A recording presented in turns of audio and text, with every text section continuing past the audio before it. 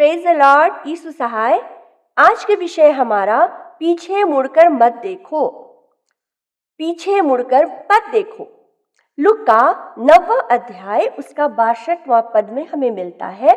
परंतु यीशु ने उससे कहा, कोई भी व्यक्ति जो अपना हाथ हल पर रखने के पश्चात पीछे मुड़कर देखता है, परमेश्वर के राज्य के योग्य नहीं। परंतु यीशु ने उससे कहा, कोई भी व्यक्ति जो अपना हाथ हल पर रखने के पश्चात पीछे मुड़कर देखता है, परमेश्वर के राज्य के योग्य नहीं। किस संदर्भ में यीशु ने ये वाक्यांश कही? जब यीशु ने एक व्यक्ति को अपने पीछे हो लेने की बात कह रहा था, तब उस व्यक्ति ने पहले अपने घर वालों से विदा लेने की बात कही। तब इसके जवाब में यीशु ने उस व्यक्ति से कहा, जो कोई अपना हाथ हल पर रखकर पीछे देखता है, वह परमेश्वर के राज्य के योग्य नहीं। यीशु को यह मालूम था कि वह व्यक्ति बहाना बनाकर परमेश्वर से दूर भागना चाहता है। यीशु के अनुसार ऐसे लोग जो इस तरह के सोच विचार रखते हैं, ये लोग पीछे मुड़कर देखने वाले होते हैं। पीछे मुड़कर देखने के समान है। इंसान चाहे हल पर हाथ रखकर या हल छोड़कर पीछे देखे, दोनों एक समान ही है, क्योंकि दोनों ही मामलों में उसका ध्यान अपने काम पर से हट जाता है और उस किए गए कार्य को सही रीति से वो कर पाता ही नहीं। पीछे मुड़कर देखना, इसका एक पहला उदाहरण हम देखेंगे। लूका की पुस्तक में हमें मिलता है, लूत की पत्नी को स्मरण रखो। लूत की पत्नी को स्मरण रखो। उत्पत्ति की पुस्तक उसका 19वां अध्याय और 26वें पद में हम पाते हैं, लूत की पत्नी जो उसके पीछे थी, अर्थात अपने पति लूत के पीछे उसकी पत्नी थी, मुड़कर पीछे देखा और वह नमक का खंबा बनकर रह गई।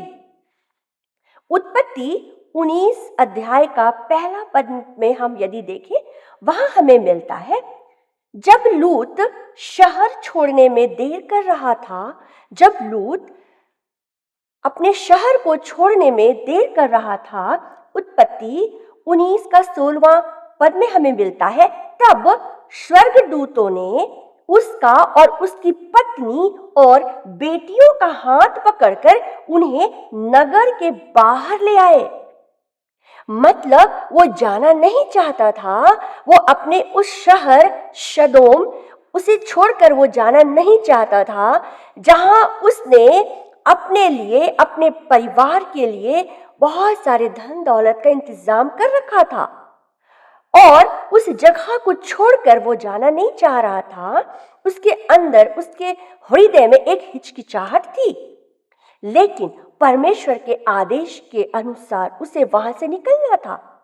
और जब वो निकल नहीं पा रहा था, उस वक्त स्वर्गदूतों ने वचन कहता है, उत्पत्ति की पुस्तक 19वां अध्याय का 16वां पद में हम पाते हैं, तब स्वर्गदूतों ने उसका और उसकी पत्नी और बेटियों का हाथ पकड़कर उन्हें नगर के बाहर ले आए। मतलब उन्हें खींचकर, उन्हें जबरन उन्हें पकड़कर बाहर ले आए, क्योंकि परमेश्वर की अनुग्रह उन परिवार पर थी, लूत के परिवार पर थी।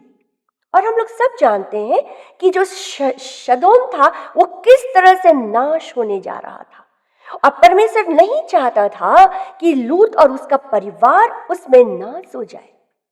इसलिए परमेश्वर ने अपने स्वर्गदूतों को भेजकर उनकी सुरक्षा, परमेश्वर उन्हें अपनी सुरक्षा दे रहा था। और परमेश्वर की अनुग्रह, जैसा वचन कहता है कि परमेश्वर की अनुग्रह लूत पर बनी हुई थी। फिर स्वर्गदूतों ने उनसे कहा, अपना प्राण बचाकर भागो। अपना प्राण, जब स्वर्गदूतों ने उन्हें पकड़कर बाहर निकाल कर ले आया, फिर उन्हें कहा कि अपना प्राण बचाकर भागो। और एक सेंटेंस उन्होंने कहा, पीछे मुड़कर ना देखना। पीछे मुड़कर ना देखना, ये परमेश्वर के ओर से विशेष आदेश था। लूत और उसके जो बेटियां थी और उसकी जो पत्नी थी, उस परिवार के लिए एक आदेश था कि तुम यहाँ से भाग जाओ, जितना जल्दी हो सके तुम यहाँ से भाग जाओ, वरन पीछे मुड़कर मत देखना। ये बहुत विशेष बात है। वरन तुम भी नाश हो जाओगे, ये आदेश था। किसी व्यक्ति का पीछे मुड़कर देखना बहुत मामूली सा व्यवहार है।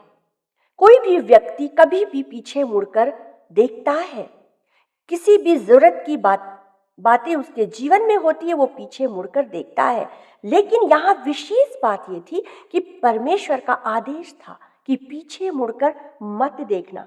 लेकिन लूत के परिवार के लिए एक आज्ञा जुड़ी हुई थी, पीछे मुड़कर मत देखना।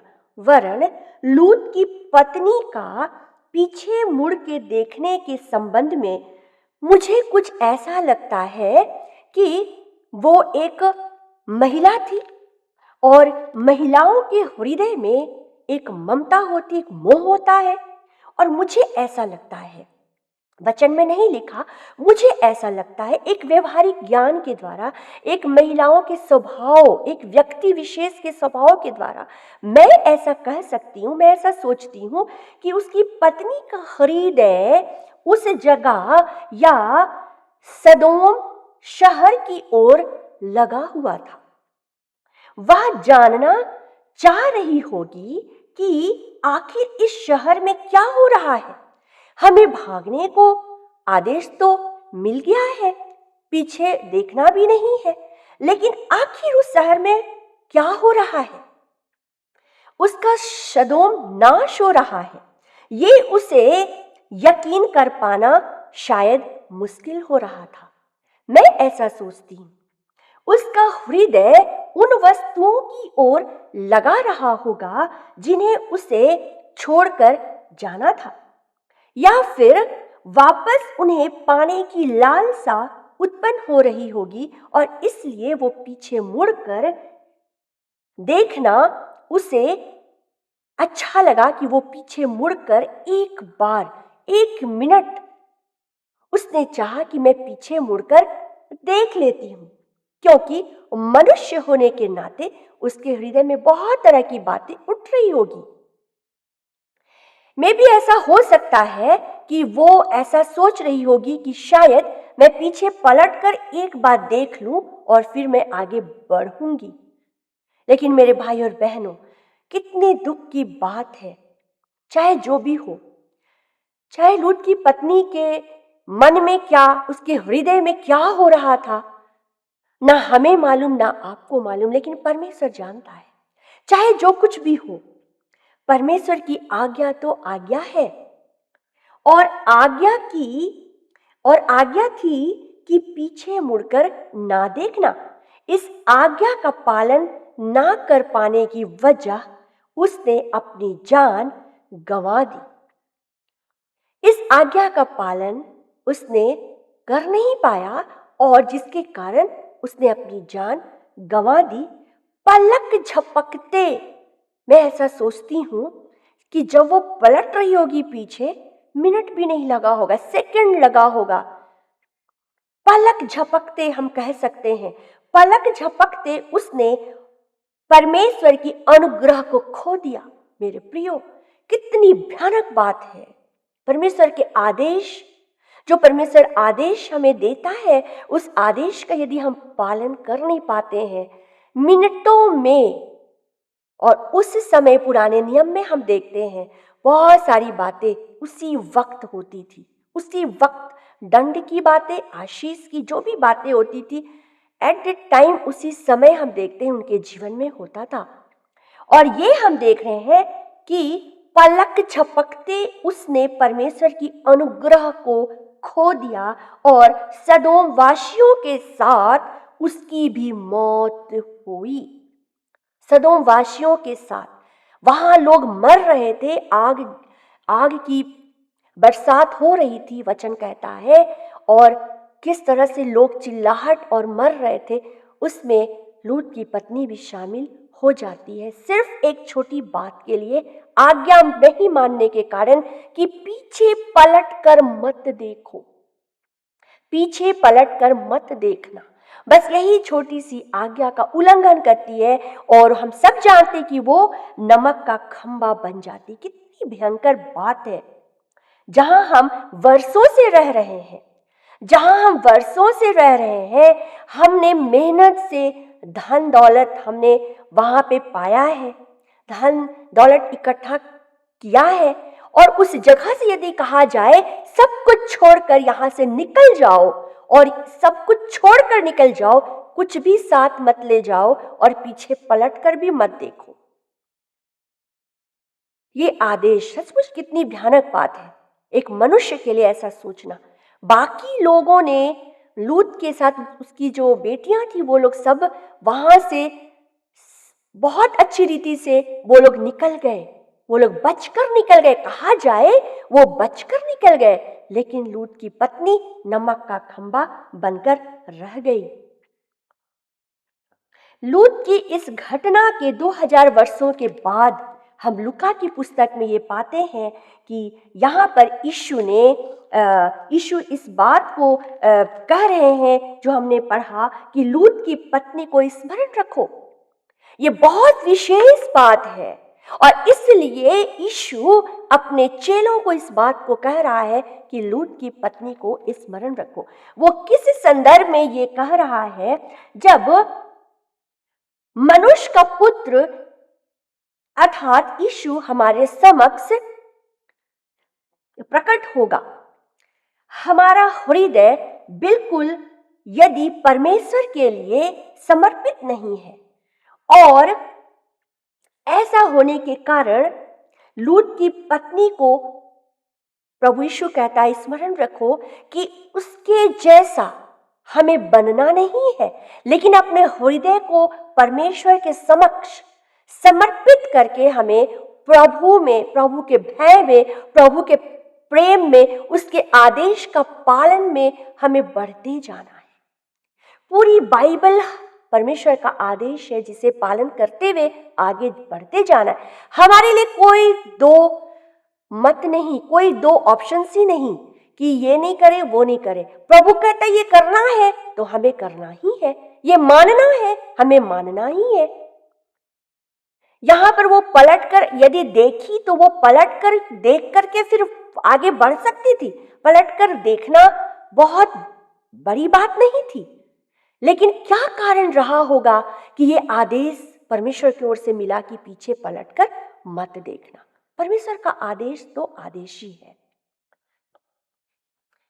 अब हम दूसरा उदाहरण हम देखेंगे, पीछे मुड़कर देखना। सबो उपदेशक उसका 7वां अध्याय का 10वां पद हमें मिलता है। 10वें पद में हमें मिलता है, मत कहना क्या कारण है कि बीते दिन इन दिनों से अधिक अच्छे थे। मत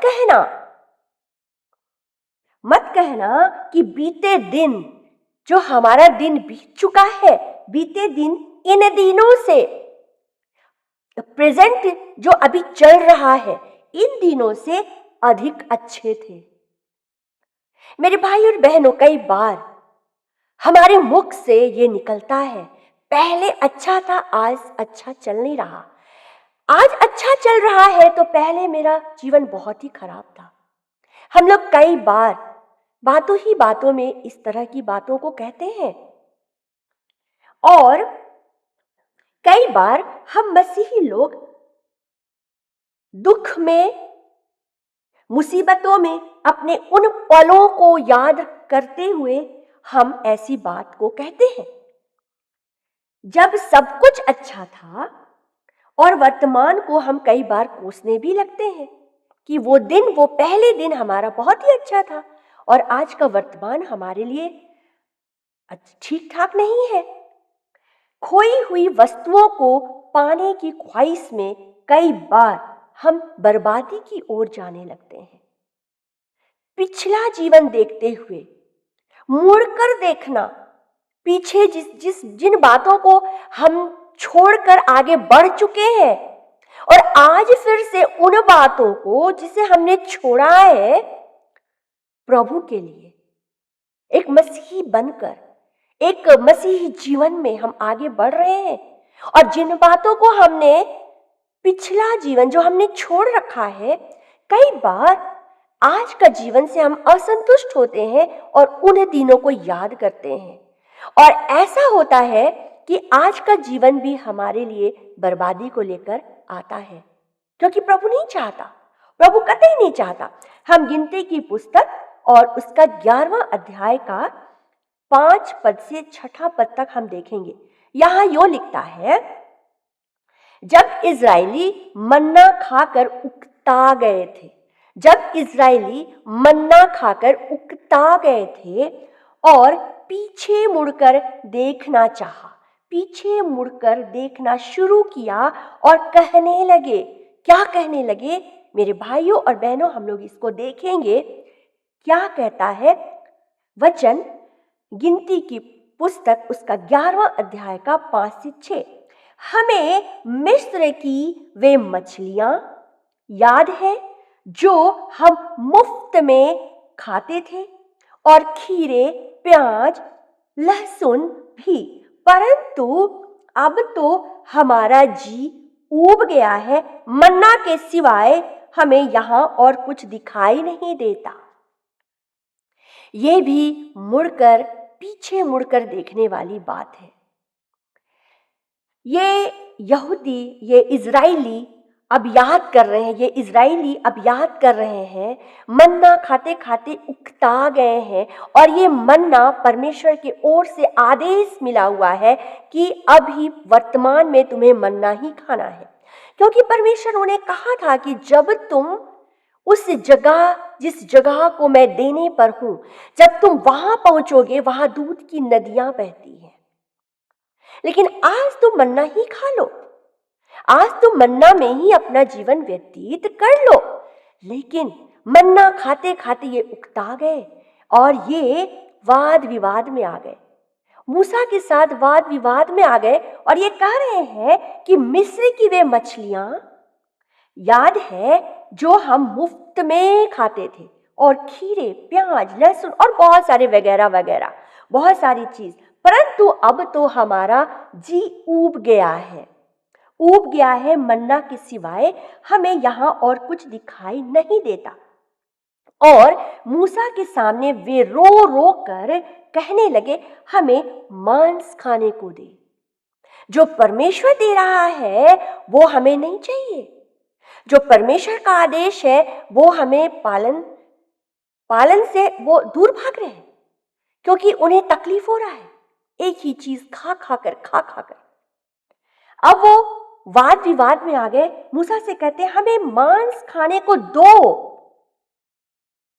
मुझे लगता है कि वो जहां पर रहे होंगे, जिस जगह में वो लोग ठहरे होंगे, जहां उन्होंने मांस खाने की बात कह रहे हैं, वहां पर कोई भी पक्षी वगैरह मांस खाने का वैसा कोई उपाय नहीं रहा होगा, नहीं तो वो क्यों मांगते।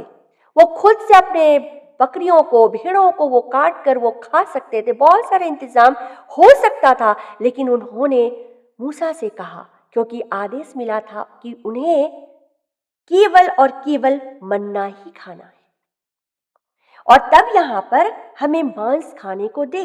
गिनती की पुस्तक उसका 11वां अध्याय का 33वां पद में यदि हम जाएं, वहां हमें मिलता है, और जब मांस उनके मुंह में ही था, जब परमेश्वर ने उनकी बातों को सुनकर मांस खाने के लिए उपाय जब उसने कर दिया, और यहाँ जब वे मांस खा रहे थे, यहाँ लिखता है, और जब मांस उनके मुंह में ही था और वे उसे चबा भी ना पाए थे, तभी यहोवा का क्रोध उन पर भड़क उठा और यहोवा ने उन्हें भयानक महामारी से मार डाला। मेरे प्रियो, बहुत सारी बातें बाइबल में लिखी गई है जिसको पढ़कर हम सीख सकते हैं। कई बार हमें वो खाने की जरूरत नहीं होती, कई बार हमारा पेट भरा होता है, कई बार हमें उन चीज़ों की आवश्यकता नहीं होती जिसे हमें उस वक्त खानी है, लेकिन हम लोग लालचपन में, जिद्दीपन में कई बार खा लेते हैं और फिर बाद में पछताते हैं जब हमारा शरीर हमारा साथ नहीं देता, जब हमारा शरीर दुर्बल होने लगता है, हमारा शरीर में उन उन लिए गए भोजन के द्वारा हमारा शरीर में जब इफेक्ट होने लगता है, हमारा शरीर में जब दुख आने लगता है, शारीरिक तरह से हम जब दुर्बल होने लगते हैं तो हम पछतावा में जाते हैं। हम पछताते हैं, अगर हम नहीं खाए रहते तो हम ठीक ठाक रहते। मेरे प्रियो, यहाँ तो कोई ऑप्शन ही नहीं है इनके पास, हम तो फिर भी बीमार हो जाते हैं। आज खाकर खाकर लोग बीमार भी होते हैं। ये लालच है और खाकर बीमार होते हैं। हमारे पास उपलब्ध है दवाइयाँ, हम दवाइयाँ खा लेते हैं, अपने शरीर को हम फिर से हृष्ट पुष्ट बना लेते हैं, फिर से हम ठीक हो जाते हैं। लेकिन हम फिर भूल जाते हैं, नेक्स्ट टाइम फिर ऐसा ऑप्शन आता हमारे सामने, फिर हम वही रिपीट करते हैं। ये हमारा जिद्दीपन है, हमारे स्वभाव, मनुष्य के स्वभाव में है। यहाँ पर इन्हें ऑप्शन भी नहीं मिल रहा है। वचन कह रहा है कि जब मांस उसके मुंह में ही था और वे उसे चबा भी नहीं पाए थे, तभी यहोवा का क्रोध उन पर भड़क उठा और यहोवा ने उन्हें भयानक महामारी से मार डाला। मतलब खाते साथ वे अपना प्राण खो दिए। ये परमेश्वर की इच्छा के विरुद्ध किया गया अपराध मौत में बदल रहा है। जितने लोगों ने लालच किया था उनको वहां मिट्टी दी। जो वहां पर मर रहे थे उन लोगों ने गाड़ दिया, मिट्टी दी। नीति वचन उसका 4 अध्याय का 25वें पद में हमें क्या मिलता है? तेरी आंखें सामने की ओर देखती रहे। तेरी आंखें, यदि मैं ऐसा कहूं, मेरी आंखें सामने की ओर देखती रहें और मेरी दृष्टि आगे की ओर लगी रहे। वचन कहता है तेरी आंखें सामने की ओर देखती रहे और तेरी दृष्टि आगे की ओर देखती रहे। बीती बातों पर ध्यान लगाने के बजाय हमें अपनी नजरें आगे आने वाली बातों पर टिकाए रखने की जरूरत है। बीती बातों पर ध्यान लगाने के बजाय हमें अपनी नजरें आगे आने वाली बातों पर टिकाए रखनी चाहिए। पौलुस पीछे छोड़ी हुई चीजों के बारे में क्या लिखता है? वो महसूस कर रहा है और इसलिए वो लिख रहा है। फिलिपी 3 अध्याय का 4 से 7 में यदि हम पढ़ेंगे, वहां पर हम पाते हैं जो बातें मेरे फायदे की थीं उन्हीं को मैंने मसीह के कारण नुकसान समझा। जो बातें मेरे फायदे की थी, एक मनुष्य अपने फायदे की बातों को नहीं समझ सकता। मेरे प्रियो, कई बार हम अपने फायदे की बातों को सोचते हैं कि हमारे फायदे की बातें हैं, मनुष्य होने के नाते हम उस बात को सोचते हैं, लेकिन वो शायद परमेश्वर की सोच के अनुसार वो फायदे की बातें नहीं होती और इसलिए गड़बड़ी वहीं से शुरू होती है। यदि हम परमेश्वर की इच्छा को हम देखते हैं, परमेश्वर की इच्छा क्या हम देखते हैं, तो पौलुस की तरह हम कह सकते हैं कि जो बातें मेरे फायदे की थी उन्हीं को मैंने मसीह के कारण नुकसान समझा। मसीह के कारण मैंने नुकसान समझा। ऐसा वो मसीह के ज्ञान के कारण कर पाता है। मसीह के ज्ञान के कारण जब हम वचन पढ़ते हैं, जब हम यीशु के पीछे चलते हैं, यीशु के त्याग को देखते हैं, यीशु के जीवन को देखते हैं, जिस जीवन को उसने संसार में आकर बिताई, तो उसके ज्ञान के कारण हम उसे देखकर हम सीखते हैं और जिसके कारण ये जो पौलुस है वो कहता है कि मैंने उन बातों को नुकसान समझा और इन सब को कूड़ा समझता हूं कि मसीह को मैं पा सकूं। मेरे प्रियो, इन बातों को मैं कूड़ा समझता हूं कि मैं मसीह को पा सकूं, प्राप्त कर सकूं, मैं मसीह को प्राप्त कर सकूं। फिलिपी 3 का 13वें पद में हमें मिलता है, जो बातें पीछे रह गई हैं, साफ लिखता है यहां, जो बातें पीछे रह गई हैं उन्हें भूलकर आगे की बातों की ओर बढ़ता हुआ लक्ष्य की ओर दौड़ा जाता हूं। कितनी भली बात है। आज मनुष्य को इन बातों पर ध्यान देने की आवश्यकता है। पौलुस कहता है जो बातें पीछे रह गई हैं उन्हें भूल जाना है, भूल जाना है। प्रभु यीशु के नाम में उन्हें भूल जाना है और आगे की बातों की ओर, जो लक्ष्य की ओर, जो हमारे लक्ष्य को दिखाता है, जो हमें हमारे लक्ष्य को की ओर हमें लेकर जाता है, उन बातों की ओर दौड़ा चला जाता हूं कि वह इनाम पाऊं जिसके लिए परमेश्वर ने मुझे मसीह यीशु में बुलाया है। मेरे प्रियो, आज परमेश्वर ने आपको, हमें प्रभु यीशु के नाम में बुलाया है कि हम लोग अपने लक्ष्य को पहचानें, हम पीछे की ओर ना देखें, अपने लक्ष्य को पहचानें और आगे की ओर बढ़ते चले जाएं, जो हमारा लक्ष्य है, ताकि वो इनाम जो परमेश्वर ने हम सबके लिए रखा है, उस इनाम को हम बखूबी हम परमेश्वर के द्वारा हम पाएं। मूसा को मिस्र छोड़कर भागते हुए काफी आगे बढ़ जाने के बाद, मूसा जब अपने मिस्र से भागा, काफी आगे निकल चुका, लेकिन कभी वो नहीं पछताया।